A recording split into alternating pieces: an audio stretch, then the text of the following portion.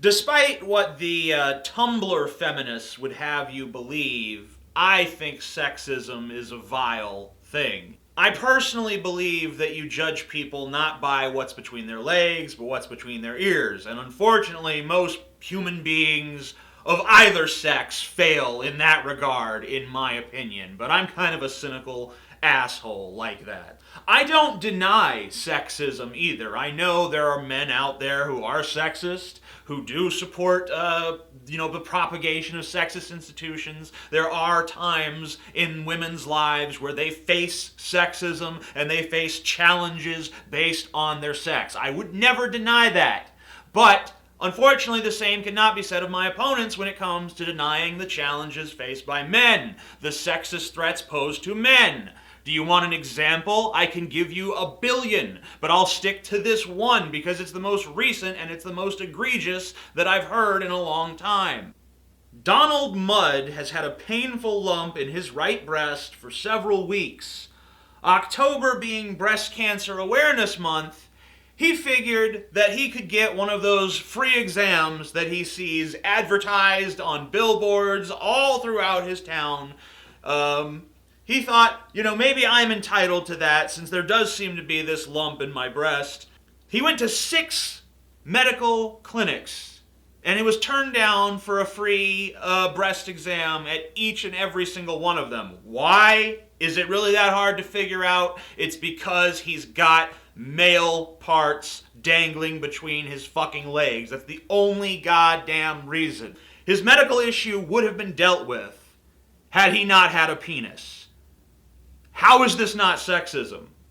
How could anyone look at this situation and say, oh, that's not sexism?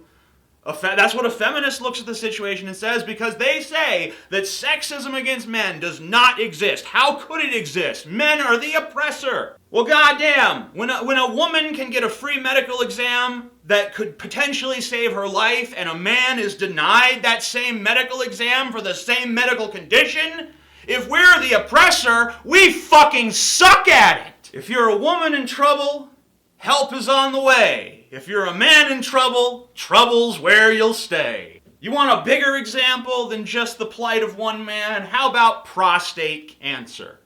Prostate cancer kills 30,000 men every single year. All right? I think that's just in the United States. Now, that is not as many people as are killed by breast cancer, but it's not that far off.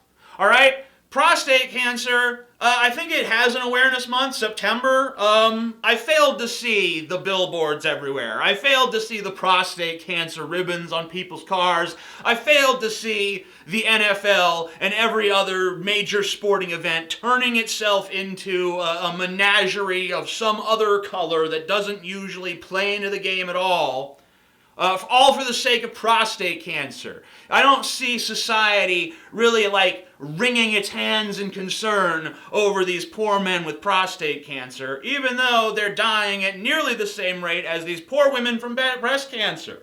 So, what is different between most victims of breast cancer and victims of prostate cancer? What is the principal difference between those two groups of people? It's a fucking mystery.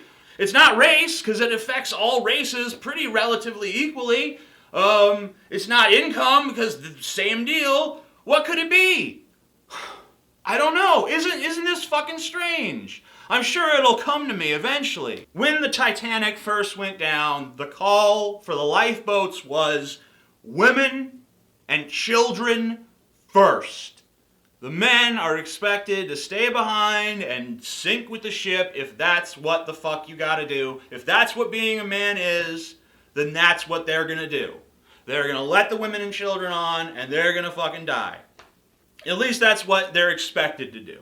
And you know what this cancer business shows? It shows that really it's still the case. Women and children first.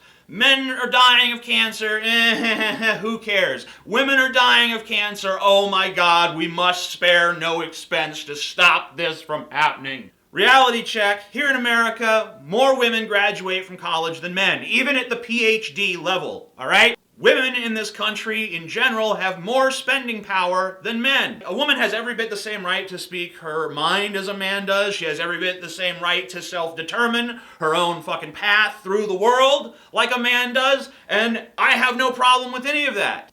What women seem to fail to realize, though, is that a lot of those old social institutions back from the days of women and children first, those are still in effect. The problem seems to be that there's still this mentality of women's lives are inherently more valuable, women need to be pampered, women need to get special consideration in all these different situations because they're women and we have to understand their difficulties, and that's bullshit, all right? Women are every bit as capable as men. If you genuinely believe that, then there should be no special privileges made. There should be no special standard. And that goes for both sexes. You know, if there are such things as male privilege, yeah, let's fucking get rid of those. But let's get rid of the female privilege too. Or at least let's talk about it. Let's have a fucking conversation about it. Let's address the fact that female privilege fucking exists. Not okay. This is not